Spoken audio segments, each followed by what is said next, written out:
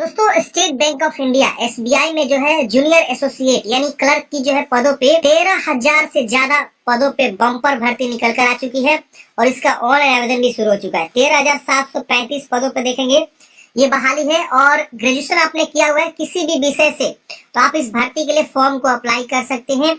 Step by step मैं आपको जो एक लाइव फॉर्म फिल करके बताने वाला हूँ ताकि आपको फॉर्म फिल करने में किसी प्रकार की मिस्टेक ना हो और आप इजीली जो इस भर्ती के लिए फॉर्म को अप्लाई कर सके। तो चलिए फ्रेंड्स, वीडियो को स्टार्ट करते हैं और जानते हैं एसबीआई क्लर्क का जो है फॉर्म कैसे फिल करना है। देखिए फ्रेंड्स, फॉर्म फिल करने के लिए आना होगा इस वेबसाइट पे। इसका मैंने डायरेक्ट लिंक आपको डिस्क्रिप्शन बॉक्स में प्रोवाइड कर दिया है। फॉर्म जो है 17 दिसंबर से स्टार्ट है और 7 जनवरी 2025 तक आप फॉर्म को फिल करेंगे।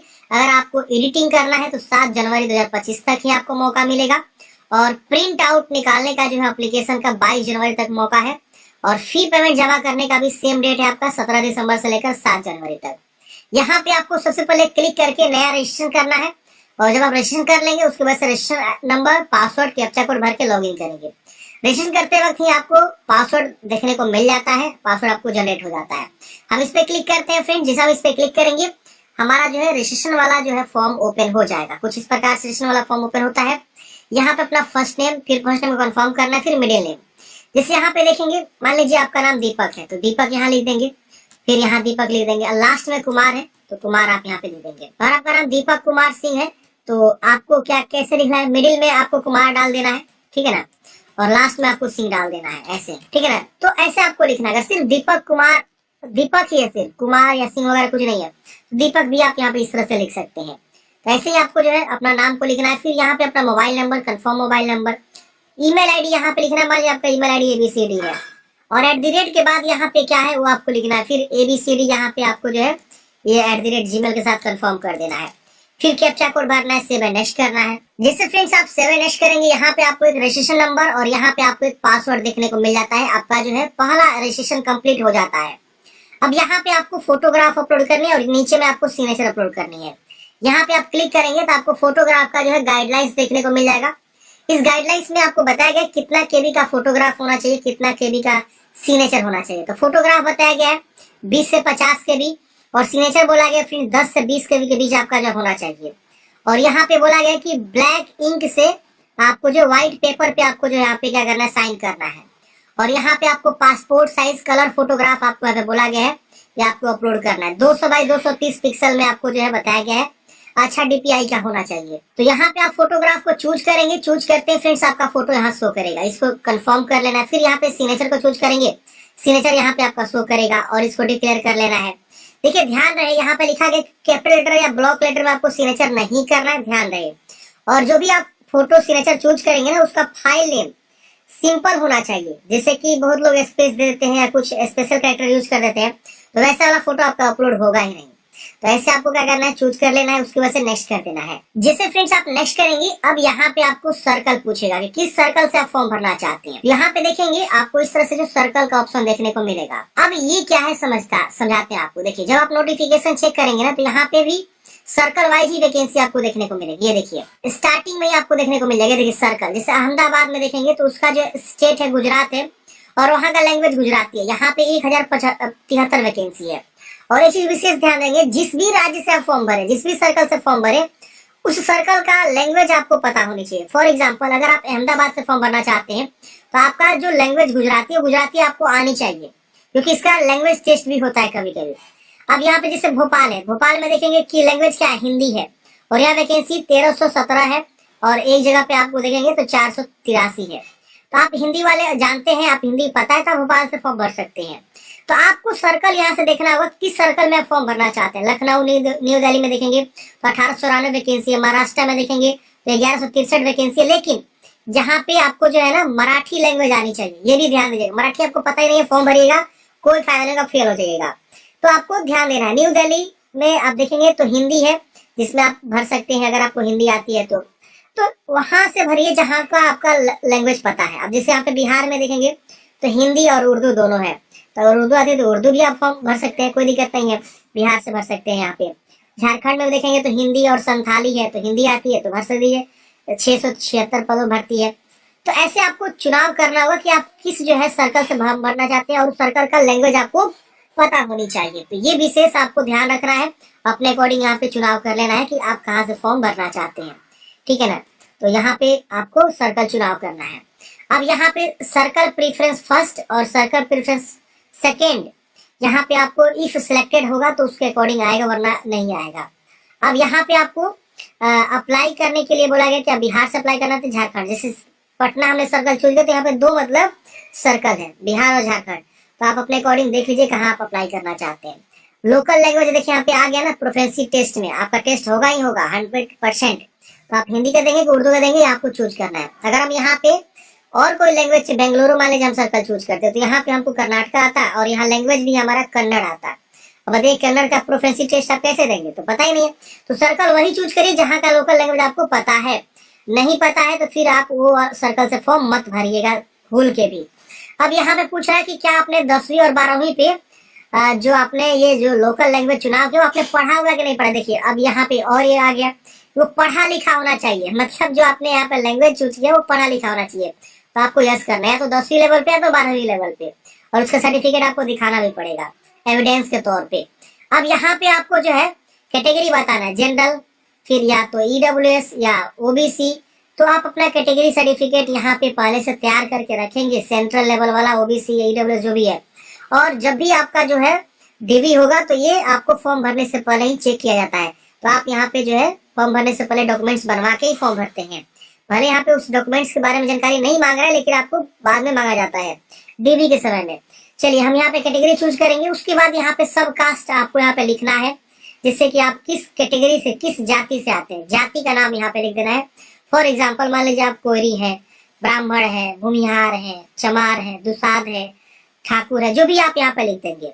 फिर यहाँ पे आपको ये वाला डिसेबल है मेरे केस में, यहाँ पे आप आर यू ट्रेंड अप्रेंटिसशिप, आप एसबीआई में अप्रेंटिसशिप किया हुआ है, देखिए यहाँ बेनिफिट मिल रहा है ना आपको। अब यहाँ आपको बताना है अप्रेंटिसशिप का जो भी ये नंबर वगैरह है। अगर आप एसबीआई अप्रेंटिसशिप नहीं किए तो नो करेंगे, जो भी एसबीआई अप्रेंटिसशिप किया रहता है उनको यहाँ पे प्रीफरेंस मिल जाता है।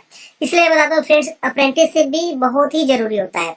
यहाँ आप 40% उससे ज्यादा विकलांग है तो यस करेंगे, और विकलांगता के बारे में बताएंगे नहीं है तो आप इसे नो कर देंगे। ये सब मेरे केस में डिसेबल्ड है, ये सब विकलांग पर्सन के लिए ऑप्शन है। यहाँ पे आपको एक यस में बताना होगा, ये भी विकलांग पर्सन के लिए है कि आपको जो है डिफिकल्टी है लिखने में, तो आप स्क्राइब ले सकते हैं, तो यस में आपको बताना होता है। तो ये आप अपने अकॉर्डिंग बता देंगे जो भी विकलांग पर्सन है। यहाँ रिलीजियन बताना है, आप हिंदू है, मुस्लिम है, क्या है। यहाँ पर आप माइनॉरिटी से आते हैं, अल्पसंख्यक है तो यस करेंगे, नहीं है तो नो करेंगे। यहाँ पे आपका इंडियन ऑलरेडी रहेगा। आप रिलैक्सेशन लेना चाहते हैं, विडो डिवोर्स वुमेन है, इनको एज में छूट मिलता है, तो यस में आपको बताना है। बाकी किसी को बैंकिंग वाले फील्ड में छूट नहीं मिलता है, ध्यान रखिएगा। एक्स सर्विस मैन तो यस करेंगे वरना नो करेंगे। यहाँ पे डिसेबल्ड एक्स सर्विस मैन है तो यस करेंगे वरना नो करेंगे। यहाँ पे जो है dependent of service man killed in action DXS है तो यस करेंगे वरना नो करेंगे। यहाँ पे are you matriculate ex service man who have obtained Indian Army special certificate, जैसे ये देखेंगे यहाँ पे इंडियन आर्मी या नेवी एयरफोर्स से स्पेशल सर्टिफिकेट आपने ले रखा हुआ है, यस नो में आपको बताना है। तो मेरे केस में यस नो में डिसेबल्ड है। यहाँ पे अगर आप रहते तो वहां पे बताना होता। यहाँ पे आप ऑलरेडी जो है एसबीआई क्लर्कियल कैडर में काम कर रहे हैं तो यस में आपको बताना है। फिर यहाँ पे पूछ रहा है कि have you earlier employed in state bank of India, मतलब आपने इससे पहले जो है स्टेट बैंक ऑफ इंडिया में या resign from bank while the clerical cadre से आपने पहले रिजाइन किया है, पहले आपने काम किया हुआ एम्प्लॉय रह चुके हैं, यस में बताना है। यहाँ पूछ रहा है कि do you have record of default in repayment of loan credit card dues, मतलब आपको डिफॉल्ट घोषित किया गया है लोन के रिगार्डिंग, क्रेडिट कार्ड के रिगार्डिंग या किसी और जो है सिविल स्कोर वगैरह के बारे में, तो ये आपको नो कर देना है। फिर आप पूछ रहा है is there adverse report regarding character, आपके कैरेक्टर मोरल ट्रिब्यूट के बारे में आपसे पूछ रहा है तो आपको नो कर देना है। यहाँ पे आपको पूछा जा रहा है कि आप जो है किस राज्य में अपना जो है पहला एग्जाम जो पीटी होगा वो आप लेना चाहते हैं, तो वो राज्य चूज करेंगे।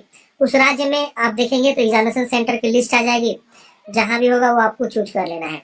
फिर मेंस एग्जाम आप कहाँ देना चाहते हैं उसका भी यहाँ पे राज्य आएगा, और फिर उसका आपको यहाँ पे सेंटर देखने को मिल जाएगा। तो आपको अपने अकॉर्डिंग जो चुनाव कर सकते हैं जिस भी राज्य में चाहे। तो यहाँ आपको टिक करना है, और यहाँ पे आपको एक आईडी प्रूफ देना है, जैसे कि Aadhaar, PAN, voter ID card, DL कोई भी आप दे सकते हैं। आधार कार्ड हमने चूज किया तो आधार संख्या लिखेंगे, अगर हम पैन कार्ड चूज करेंगे तो पैन संख्या लिखेंगे। यहाँ पे बोल रहा है kindly indicate medium of paper, मतलब जो प्री और मेन का एग्जाम होगा, उसका जो है पेपर किस लैंग्वेज में आप देना चाहते हैं, हिंदी एंड इंग्लिश या इंग्लिश एंड उर्दू, अपने अकॉर्डिंग चुनाव करेंगे। फिर यहाँ डेट ऑफ बर्थ की चॉइस करनी है, फिर यहाँ आपको जेंडर चूज करना है, जुड़ा भाई बहन है तो यस करेंगे, और वो मेल है कि फीमेल है और उसका क्या नाम है, नहीं है तो नो करेंगे। यहाँ पे मैरिड है कि अनमैरिड है। अब यहाँ पे आपको फादर्स नेम, मदर्स नेम, यहाँ पे आपको फादर का फर्स्ट और मिडिल लास्ट नेम लिखना है, फिर मदर्स नेम, फिर यहाँ पे स्पाउस नेम, आपके जीवन साथी, अगर आप मैरिड रहते हैं तो यहाँ पे जीवन साथी का नाम लिखना होता है। फिर यहाँ पे आपको एड्रेस लिखना है, लाइन 1, लाइन 2, लाइन 3, 3 लाइन को यूज करते प्रॉपर एड्रेस लिखेंगे, और यहाँ डिस्ट्रिक्ट, यहाँ स्टेट और यहाँ पिन कोड लिखेंगे। यहाँ कोरेस्पोंडेंस एड्रेस पूछ रहा है, अगर सेम है तो इसको टिक करेंगे, सेम सेम कॉपी हो जाएगा, अलग है तो अलग अलग लिखेंगे। यहाँ पे जीएसटी इनवॉइसिंग ये लोग भेजेंगे, आप इसको कोई भी एड्रेस को चुनाव कर लीजिए, फिर वैलिडेट करके सेव एंड नेक्स्ट करना है। जैसे आप सेव एंड नेक्स्ट करेंगे, अब यहाँ पे आपको जो एजुकेशनल क्वालिफिकेशन की जानकारी भरनी है। आपका एजुकेशनल क्वालिफिकेशन जो है 31 दिसंबर 2024 तक कंप्लीट हो जाना चाहिए। आपका जो है मतलब फाइनल रिजल्ट सर्टिफिकेट वगैरह मिल जाना चाहिए। तो यहाँ ग्रेजुएशन के बारे में पूछ रहा है, अपीयरिंग है, अपीयरिंग आप डाल सकते हैं, लेकिन 31 दिसंबर के पहले आपका जो है कंप्लीट हो जाना चाहिए, पासिंग डेट यहाँ हो जाना चाहिए। तो मान लीजिए अगर आप अपीयरिंग में है तो अपीयरिंग में डाल सकते हैं, लेकिन ध्यान रखिए जो डेट आपको मेंशन करना है, मतलब ये मेंशन दिखाया गया, इस पे आपको पासिंग होना चाहिए। पास है तो पास चूज करेंगे, और यहाँ सब्जेक्ट चूज करेंगे, आर्ट्स, कॉमर्स, साइंस, किस विषय से आपने पास किया हुआ, स्ट्रीम क्या आपका, कॉलेज, यूनिवर्सिटी का नाम लिखना है, कोई एक लिखेंगे। डेट ऑफ पासिंग यहाँ पे बताना है, परसेंटेज बताना है, फर्स्ट है कि सेकेंड है आपको बताना है। अगर आपने यहाँ पे जो है इंटीग्रेटेड डबल डिग्री ले रखा हुआ है तो उसके बारे में बताएंगे, वरना इसे आप छोड़ देंगे। पीजी किया तो बताएंगे, वरना इसे आप छोड़ेंगे। अगर कोई प्रोफेशनल क्वालिफिकेशन इसके बारे में बताएंगे, वरना छोड़ेंगे। यहाँ पे आपके पास वर्क एक्सपीरियंस है तो बताएंगे, वरना छोड़ेंगे। प्रेजेंटली कहीं काम कर रहे हैं तो बताएंगे, नहीं तो यहाँ पे नो कर देंगे। यहाँ पे आपको जो है SC ST OBC ex serviceman को जो है, विकलांग को जो है यहाँ पे प्री एग्जाम का ट्रेनिंग मिलता है। अगर आप देना चाहते हैं इसको यस कर से, और यहाँ किस राज्य में देना चाहते हैं वहां पे आपको चुनाव कर लेना है। नहीं चाहिए तो आप इसे नो कर दीजिए, डिसेबल हो जाएगा। आप लैंग्वेज यहाँ पे ऑलरेडी पहले वाला लैंग्वेज आएगा जो आपका ऑफिशियल लैंग्वेज है, सर्कल वाला। दूसरा कोई और लैंग्वेज आप जानते हैं तो आप उसे लिख सकते हैं, और यहाँ पे रीड राइट स्पीक पे टिक कर सकते हैं। आप चाहे तो और भी लैंग्वेज लिख सकते हैं, आप चाहे तो नहीं भी लिख सकते हैं। फिर इसको वैलिडेट करके सेव एंड नेक्स्ट करना है। सेव एंड नेक्स्ट करते हैं, यहाँ पे आपका प्रीव्यू पेज आएगा। आप जानकारी को चेक करिए कि हाँ सारा जानकारी सही है। अगर कुछ भी गलती है तो आप इसे सुधार कर सकते हैं। सुधार करने के लिए आपको बैक जाना होगा, या नीचे में ऑप्शन मिलता है बैक। नहीं गलती है तो आप इसको एग्री करेंगे, और यहाँ पे भी आपको एग्री करना है। और यहाँ पे आपको जो है there is a change in my name, आपको ये वाला ऑप्शन को टिक नहीं करना है। ये बोल रहा है कि आपका नाम चेंज है, आपको पहला और ये दूसरा ऑप्शन को टिक करना है, फिर कंप्लीट पे क्लिक करना है, ओके करना है, अगेन ओके करना है। इसे ओके करेंगे आपका फॉर्म सबमिट हो जाएगा। अब यहाँ पे आपको कुछ डॉक्यूमेंट्स अपलोड करना है। जैसे आप देखेंगे तो यहाँ पे थंब इम्प्रेशन आपको अपलोड करना है, हैंड रिटन डिक्लेरेशन अपलोड करना है, अंगूठे का निशान यहाँ मांग रहा है, और लेफ्ट वाला, और यह हाथ से लिखा हुआ, खुद से जो है लिखा हुआ राइटिंग में डिक्लेरेशन। अब ये डिक्लेरेशन आपको जो है नोटिफिकेशन में देखने को मिल जाता है। आप नोटिफिकेशन को डाउनलोड करेंगे तो यहाँ पे आपको देखने को मिल जाता है। ये देखिए पेज नंबर 9 पे इतना मैटर आपको अपना खुद के राइटिंग में लिखना है। यहाँ जो डैश है वहां पे अपना नाम लिखेंगे, और यहाँ डेट ऑफ बर्थ लिख देंगे, और इसको जो है क्या करेंगे अपने खुद के राइटिंग में लिख के और यहाँ पे स्कैन करके अपलोड करना है। इसका जो फाइल साइज होना चाहिए आप देख सकते हैं, यहाँ पे बताया गया है सबका फाइल साइज यहाँ पे बताया गया। हैंड रिटन का फाइल साइज बोला गया 50 से 100 KB के बीच, ठीक है ना। और लेफ्ट थंब इम्प्रेशन का जो फाइल साइज होना है 20 से 50 KB के बीच। इसी साइज में आपको क्या करना है फ्रेंड्स, यहाँ पे जो है अपलोड करना है। फिर इस कैप्चा कोड को भर के सेव एंड नेक्स्ट करना है। जैसे सेव एंड नेक्स्ट करेंगे यहाँ पे आपको कैप्चा कोड भरने के लिए ऑप्शन आएगा, आप इसे भरेंगे, फिर यहाँ पे सबमिट करेंगे। अब यहाँ ओके करेंगे। ओके करके फ्रेंड्स आपका फॉर्म जो है सबमिट हो जाएगा, और यहाँ पे आपको पेमेंट गेटवे पे लेकर आ जाएगा। यहाँ पे आपके पास QR कोड है, UPI, wallet, internet, debit, credit card option, इसमें से कोई भी ऑप्शन के थ्रू पेमेंट जमा करेंगे। और पेमेंट जमा करने के बाद से फ्रेंड्स आपको जो फाइनल प्रिंट आउट निकाल के हार्ड कॉपी सुरक्षित रख लेना है। इस प्रकार से हमने बात किया कि SBI क्लर्क का जो है फॉर्म कैसे फिल करेंगे। बहुत ही शानदार भर्ती है फ्रेंड्स, आप लोग फॉर्म जरूर भरिएगा अगर आप एलिजिबल हैं तो। मिलता है किसी नेक्स्ट वीडियो में। जय हिंद, आपका दिन शुभ हो।